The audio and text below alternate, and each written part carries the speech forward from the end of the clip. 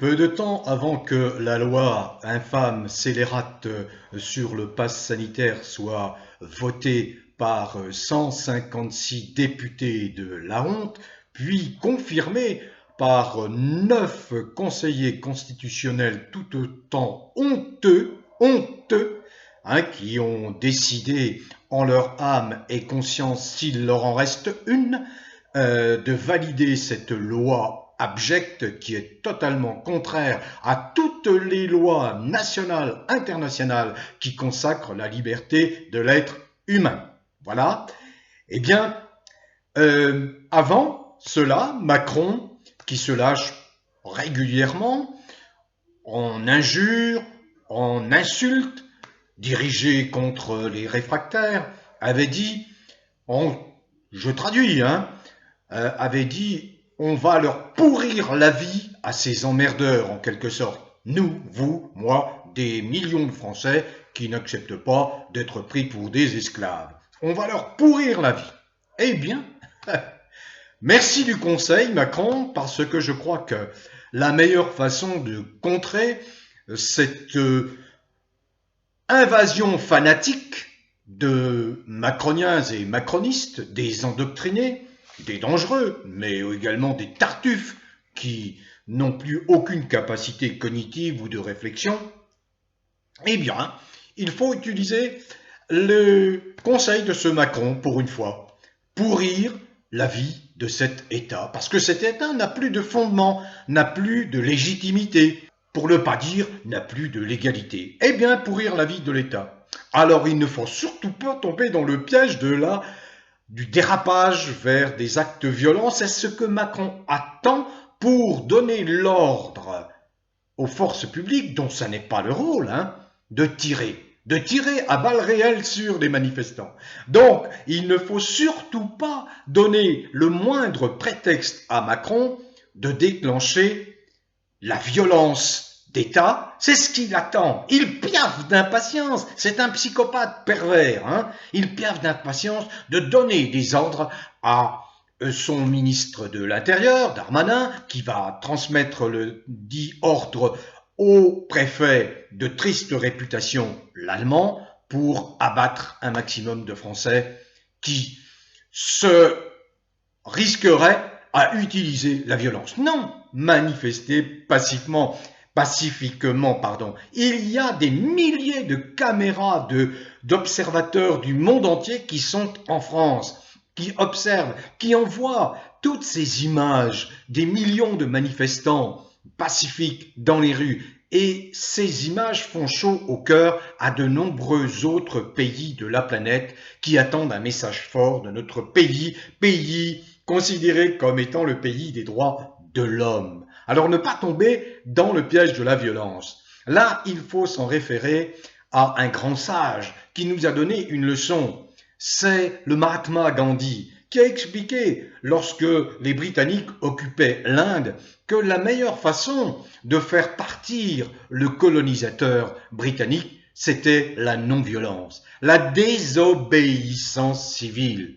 La désobéissance civile. Cela ne veut pas dire, et je l'ai toujours précisé, que lorsque votre vie est menacée, vous ne défendiez pas votre vie. Vous êtes dans ce cas précis, dans un état de légitime défense qui va légitimer votre force physique ou tous les moyens que vous allez prendre pour défendre votre vie ou la vie de proches ou la vie de personnes qui sont en danger face à la violence étatique. Voilà.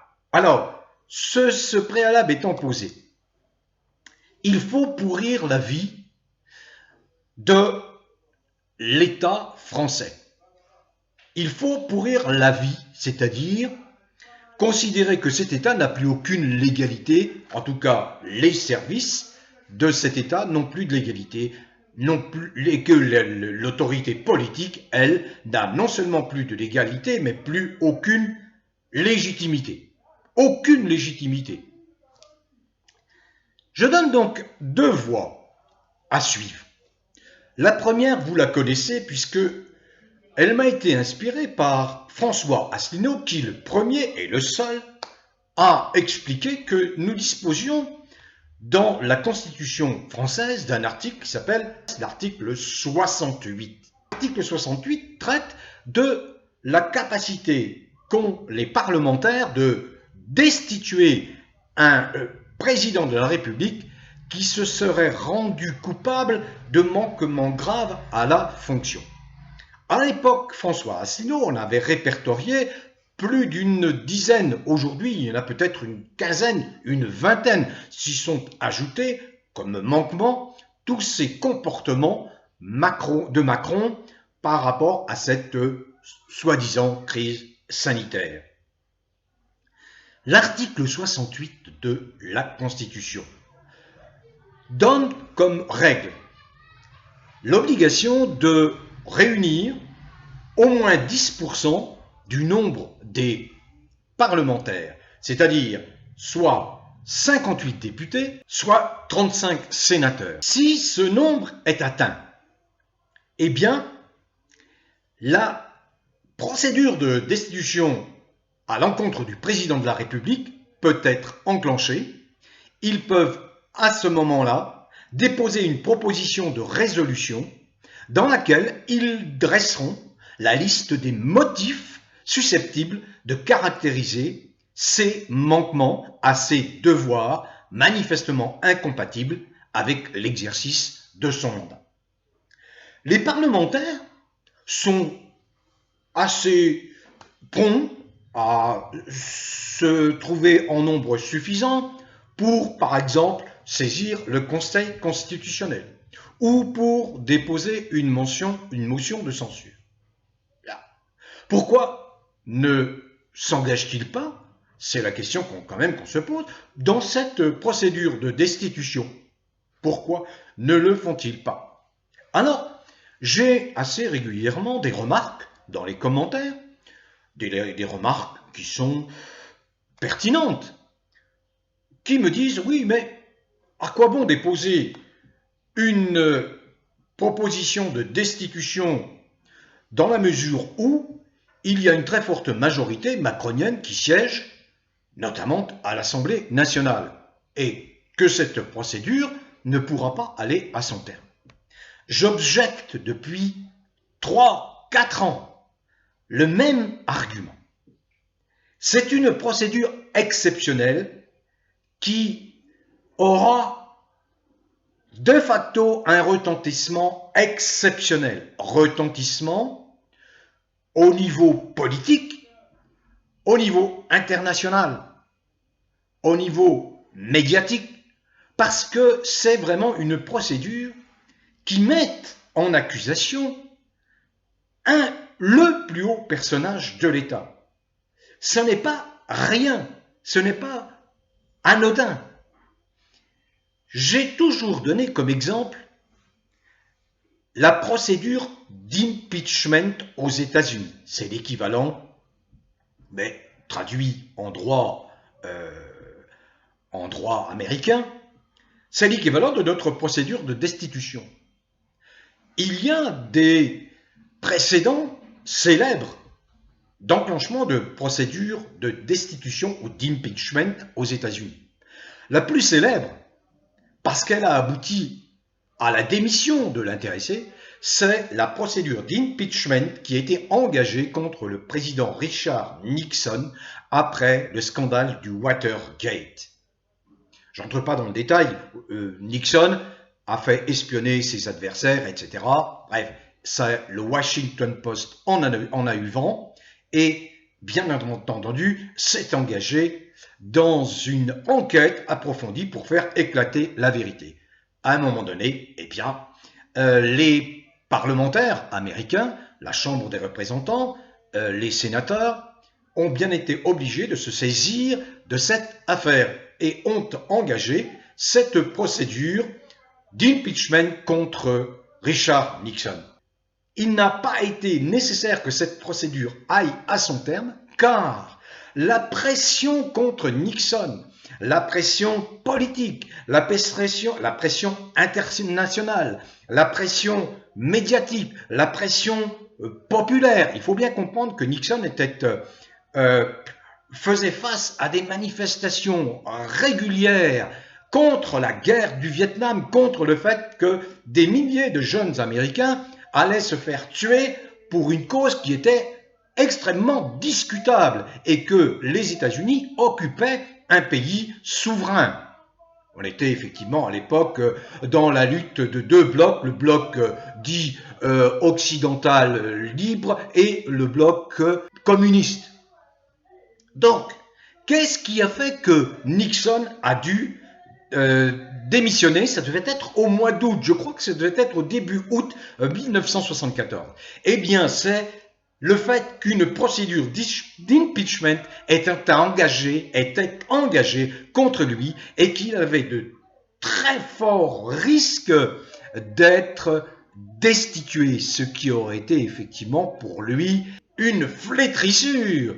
Je fais le parallèle avec la situation en France.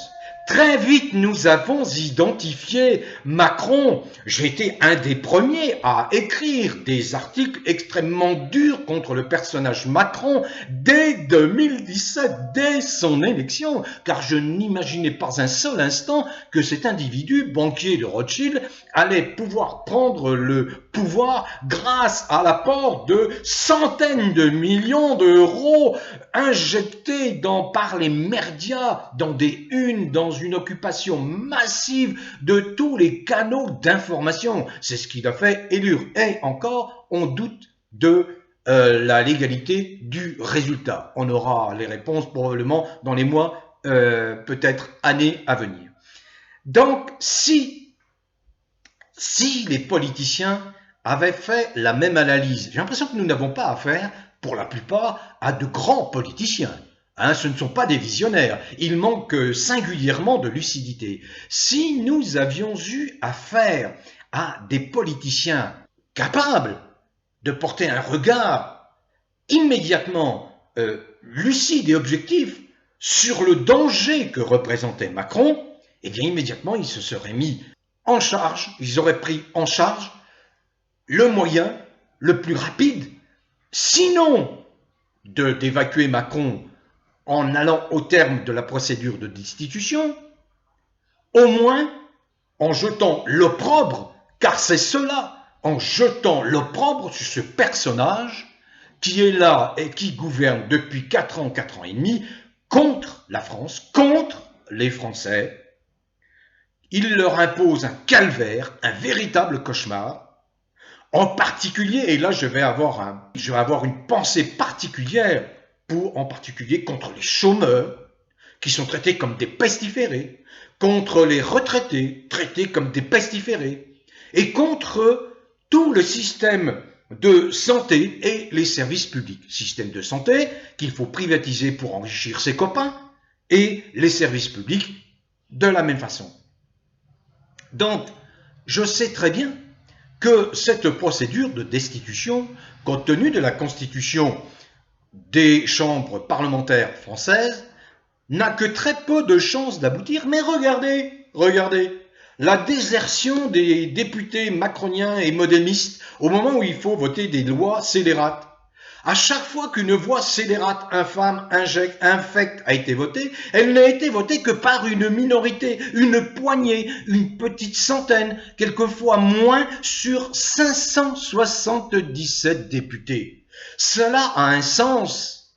Cela veut bien dire que ces députés macroniens savent qu'ils font mal, qu'ils n'agissent pas correctement vis-à-vis du peuple. Cela veut dire que toute procédure de destitution n'est pas vouée à l'échec, forcément vouée à l'échec. Mais quand bien même elle serait repoussée, rejetée et n'irait pas à son terme, je puis vous dire que le retentissement politique, médiatique, en particulier à l'échelle nationale et internationale, affaiblirait considérablement Macron et son action criminelle contre les Français. Voilà. Autre élément de réflexion que je soumets. La France est constituée de plus de 36 000 communes et à la tête des communes, il y a un conseil municipal qui est dirigé par un maire. Et ce maire détient, de par la loi, des pouvoirs de police qui sont des pouvoirs de police réels.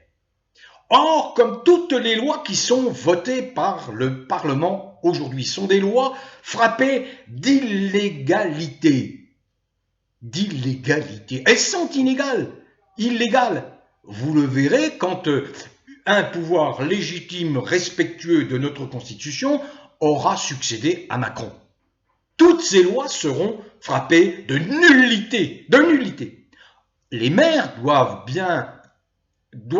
anticiper cette nullité et utiliser les lois, les droits, les pouvoirs qui leur sont conférés par la loi pour décider notamment, et là je vais resserrer sur le problème qui est le problème d'actualité, resserrer sur la validité du pass sanitaire. Rien n'empêche les maires qui sont des tenteurs de pouvoir de police, qui ont la qualité, comme les adjoints au maire, d'officiers de police judiciaire, de décider de prendre des délibérations qui vont à l'encontre de la volonté criminelle de Macron d'imposer la ségrégation, l'apartheid, l'étoile jaune qui s'appelle le pass sanitaire sur le territoire de leur commune. Il y a déjà des initiatives de maires qui sont prises et qui interdisent à leur police municipale de contrôler les passes sanitaires, y compris la police nationale, interdit sur le territoire. Alors, j'invite les 36 000 maires des communes de France. Je les invite à prendre chacun dans leur commune des délibérations qui vont dire ceci: création de zones libres par rapport à ce passeport sanitaire totalement illégal. De déclarer dans leur délibération que le territoire de la commune est déclaré zone libre et que sur l'ensemble du territoire de la commune, tout contrôle de la détention d'un pass sanitaire ou de preuve d'injection y est formellement proscrit et interdit. Le pass sanitaire doit être considéré comme un fléau calamiteux, une entrave au principe républicain de liberté et égalité. Et les maires ont leur mot à dire, c'est la loi, ont leur mot à dire. Si les maires sentent que leurs administrés sont en danger pour leur santé et pire, en danger de mort, les maires doivent intervenir et délibérer et prendre, en fonction des pouvoirs qui leur sont conférés, prendre les dispositions pour mettre fin à ce fléau. Le pass sanitaire est un fléau imposé par un fou qui s'appelle Macron. Voilà, je n'en dis pas davantage, ça s'appelle de la désobéissance civile, ça n'est pas de la violence, c'est simplement réagir intelligemment, utiliser toutes les ficelles que nous donne la loi, et la loi donne beaucoup de pouvoir aux maires pour contrer cette intention criminelle de mettre à genoux tout un peuple, tout le peuple français. Bon vent à tous les vrais Français, quelles que soient vos origines, quelle que soit la couleur de votre peau, quelles que soient vos croyances religieuses, philosophiques ou spirituelles, quelles que soient vos convictions politiques, dès lors que vous êtes un être humain ouvert d'esprit, tolérant, altruiste, toujours ouvert au dialogue. Continuez à cultiver le bien-être, qui est gage d'abord de bonne santé, mais qui est gage également, qui est un excellent rempart contre les agressions macroniennes. Où que vous soyez, en France métropolitaine, en Navarre, dans les merveilleux pays, territoires et départements d'outre-mer et à l'étranger. Bon vent à tous!